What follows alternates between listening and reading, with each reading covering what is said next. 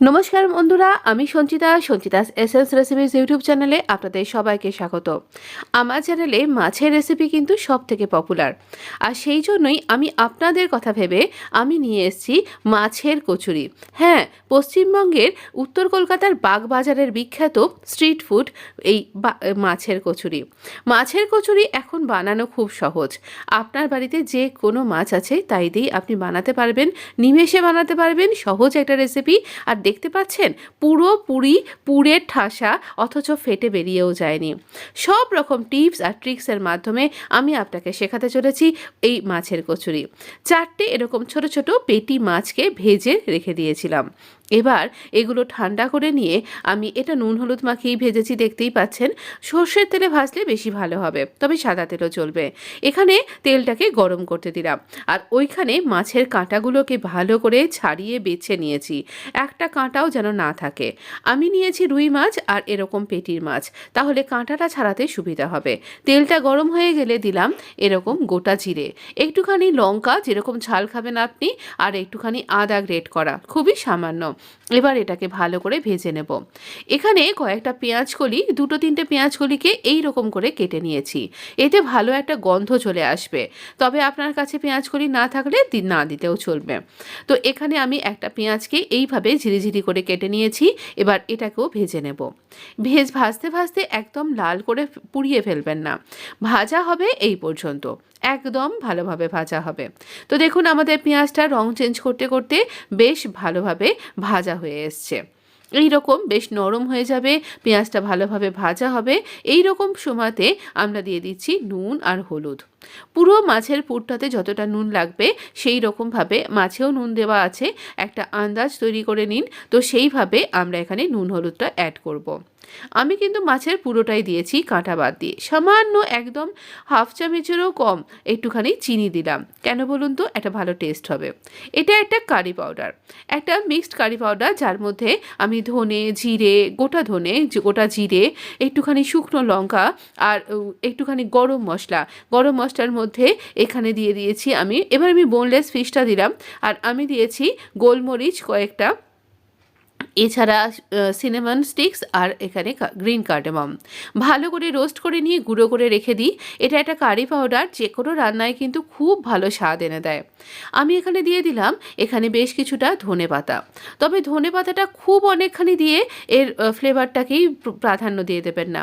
মাছের তো একটা নিজস্ব টেস্ট আছে, আর এই সমস্ত মশলায় সেটা আরও অনবদ্য হয়ে উঠবে। তো সেটাকে মাথায় রেখে ধনেপাতাটা দেবেন। দিতে তো হবে, কিন্তু বুঝে দেবেন, অনেকখানি দেবেন না। এবার আর কি, খুব ভালো করে কষিয়ে নিন।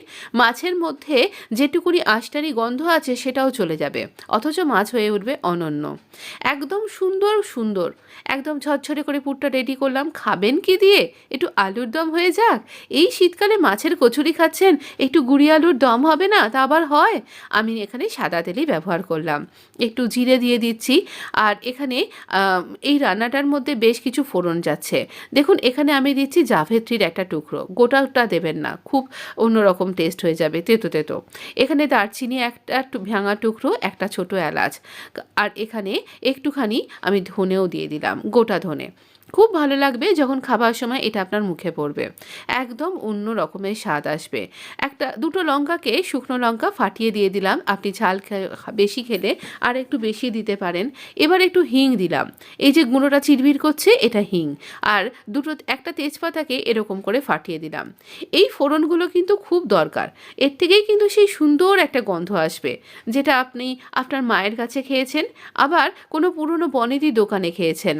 এবারে একটা টমেটোকে এইরকম রাফলি কেটে দিয়ে দিলাম, মাঝারি সাইজের টমেটো দিলেই তাতে তো নুনটা দিতেই হবে, কারণ এটা টমেটোটা গলবে।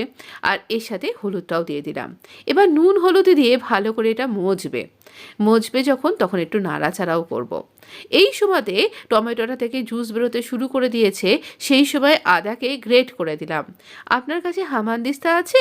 তাহলে একটুখানি থেঁতো করে দিন, বা শিলপাটায় থেঁতো করে দিন, এরকম টেস্টটাই কিন্তু বেশি ভালো লাগবে। তো এবার আমরা সামান্য একটু আবার চিনি দিলাম, এই টেস্টটা দারুণ লাগবে। এবার সেই কারি পাউডারটা, এই দেখুন আমি এখানে সব কিছুকে ভালো করে লিখেও দিয়েছি, একটা অনবদ্য স্বাদ আসবে কিন্তু। এবার এই সেদ্ধ করা আলু দিলাম, এটা সেদ্ধ করা কিনা তাই ভেঙে আপনাকে দেখিয়ে দিচ্ছি যেটা সেদ্ধ করা। তবে হ্যাঁ, আপনার আলুর দমে যদি জল বেশি পড়ে যায়, এরকম কয়েকটা আলুকে ভেঙেই ঝোলের বেশ একটু ঘন ঘন করে নিতে পারেন। আচ্ছা, এবার ভালো করে আমরা কষিয়ে নেব।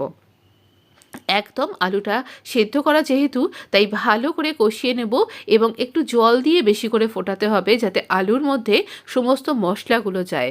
আপনি ইচ্ছা করলে আলুটাকে ভেজে নিয়েও করতে পারেন। আমি এখানে যেহেতু একটা জিনিসকে ডিপ ফ্রাই করছি, সেই জন্য আর এটাকে আমি ভাজলাম না, এই রকম সেদ্ধ করলাম আর অল্প 1 চামচ তেলেই এটা রান্না করলাম। এবার এটাকে একটু চাপা দিয়ে হতে দিন। আমরা ময়দাটা মেখে নিয়েছি। ময়দা তো আপনি রোজই মাখেন। একটু নুন দিয়েছি, 1 চামচ তেল দিয়েছি, আর জল যেমন লাগবে সেরকমভাবে নরম করে, এই তো এখন মটরশুঁটির কচুরি করছেন, সেই রেসিপিও কিন্তু পেয়ে যাবেন আমার চ্যানেলে, 2 রকমভাবে দেখিয়েছি। তো এইটা এরকমভাবে আমরা গুচি কেটে নিয়েছি। আর এই দেখুন, এরকম করে একটা বাটির মতন সেভ করলাম আঙুলের সাহায্যে। খেয়াল রাখতে হবে আমাদের ধারগুলো পাতলা হবে, মাঝখানটা একটু মোটা থাকবে। চামচের সাহায্যে দিচ্ছি যাতে বাইরে এই পুরটা কোনো অংশ লেগে না থাকে, তাহলে মশলাটা পুড়ে গেলে তেলটাও নোংরা আর কচুরিটাও তেতো তেতো হয়ে যাবে। তো এইভাবে দেখুন আমি এরকম বাটি সেভ করলাম আর এইরকমভাবে আমি পুরটাকে ঠেসে ভরে দিলাম। একদম পুরোপুরি ভরবো, অথচ পুরটা ফাটবেও না। এইরকম নরম করে কি মাখবেন, আবার খুব নরমও নয়, শক্ত একদমই মাখা চলবে না, তাহলে কিন্তু ফেটে বেরিয়ে যাবে। এবার আমরা এই রকম করে বেশ কয়েকটা তো আপনাকে দেখিয়েই দিলাম।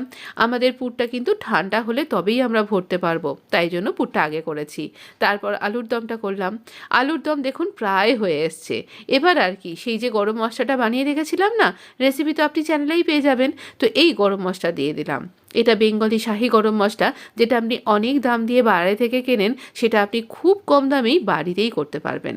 কড়াইটা চাপিয়ে দিয়েছি, কড়াইটা গরম হোক, একটু তেল দিলাম খুন্তি দিয়ে তুলে। এবার এই তেলের সাহায্যে চেপে চেপে আমরা বেলে নেব। খুব বেশি চাপ দেবেন না, খুব বেশি চাপ দিয়ে বেলতে গেলে ফেটে যাবে, কিন্তু হালকা হাতে বেলুন। আর দেখুন, আমরা খুব বেশি পাতলাও করব না, একটু মোটা থাকবে, আবার খুব বেশি মোটাও থাকবে না। দেখছেন তো থিকনেসটা এই রকম, দেখছেন একটাও ফেটে যাচ্ছে না, কিন্তু আমি বেশ কয়েকটাই আপনাকে এরভাবে বেলে দেখাচ্ছি। সত্যি কথাই, একটা কচুরিও ফেটে যায়নি, অথচ পুরটা সমানভাবে ছড়িয়ে গেছিল। আমি কিন্তু মটরশুঁটির কচুরিতেও ঠিক একই রকমভাবে দেখিয়েছিলাম। মটরশুঁটির পরোটাও কিন্তু আমার চ্যানেলে আপনি পেয়ে যাবেন, যদি মনে করছেন একবার দেখতে পারেন। তো এই রকমভাবে আমি এগুলোকে বেলে নিলাম। আমার চ্যানেলে মাছের রেসিপি সব থেকে ফেভারিট, সব থেকে পপুলার আমার মনে হলো, তাই মাছের কচুরি খেতে আপনারা নিশ্চয়ই পছন্দ করবেন। তেলটা গরম হয়েছে কি করে বুঝবেন? এই দেখুন, একটা কুচি ময়দার টুকরো দিলাম, সেটা যেই লাফিয়ে বেরিয়ে এলো তার মানে আমার তেল হয়ে গেছে। এবার একটু মিডিয়াম আঁচে এটা রান্না করুন, মিডিয়াম টু হাই। খুব হাই ফ্লেমে করলে কিন্তু তেলটা থেকে পোড়া গন্ধ বেরোবে আর সেটা এই কচুরির মধ্যে চলে যাবে। কি ওয়াও লাগছে না, পুরো ফুলে উঠেছে। আমি তো ভেবেছিলাম এতটা পুর ভরা আছে বোধহয় ফুলবে না, কি হবে। সত্যিই দেখুন কি সুন্দর ফুলেছে, প্রত্যেকটা কচুরি ফুলেছে।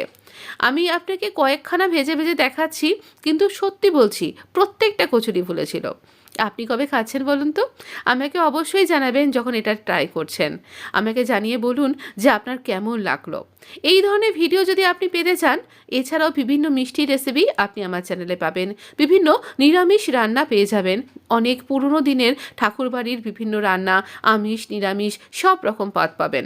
বিভিন্ন রকমের চাটনির রেসিপি পাবেন, বিভিন্ন আচারের রেসিপি পাবেন। তো আর কি চাই, অবশ্যই সাপোর্ট করুন আমাকে। আমার চ্যানেলটা সাবস্ক্রাইব করে নোটিফিকেশানটা অন করবেন। না না না, এখনও অনেকখানি বাকি আছে, থালাটা সাজিয়ে আপনাকে পরিবেশন করতে হবে, তো সবে তো কয়েকখানা ভাজতে শুরু করেছি। আচ্ছা, এই দেখুন আমাদের আলুর দম সুন্দর রেডি হয়ে গেছে। আর এই আলুর দমটা যা খেতে হয়েছিল না, অসাধারণ। আপনি নিশ্চয়ই এই গ্রেভিটা দেখে আন্দাজ করতে পারছেন। এই আলুর দমের রেসিপি আরেকটা কড়াইশুঁটির কচুরির সাথেও কিন্তু আমি দিয়েছি। অনেকগুলো আলুর দমের রেসিপি আছে, একবার ট্রাই করতে পারেন কিন্তু সবকটা একটা একটা করে। দেখুন তো কি অপূর্ব লাগছে। আমি না আজকে নলেন গুড়ের সন্দেশ, এই রেসিপিও পেয়ে যাবেন, 2 রকমভাবে দেওয়া আছে চ্যানেলে। একটা ফাটিয়ে দেখাই, নাহলে আপনার বিশ্বাস হবে কেন। দেখুন তো, এই দেখুন পুরো সমস্ত চারিদিকে একদম কোনায় কোনায় পুরটা এইভাবে ছড়িয়ে গেছে। আমি মাছের ছালটাকেও ফেলিনি, সেটাকেও চটকে দিয়ে দিয়েছি, বোঝাই যাচ্ছিল না, মিশে গেছে একদম। ভালো থাকবেন।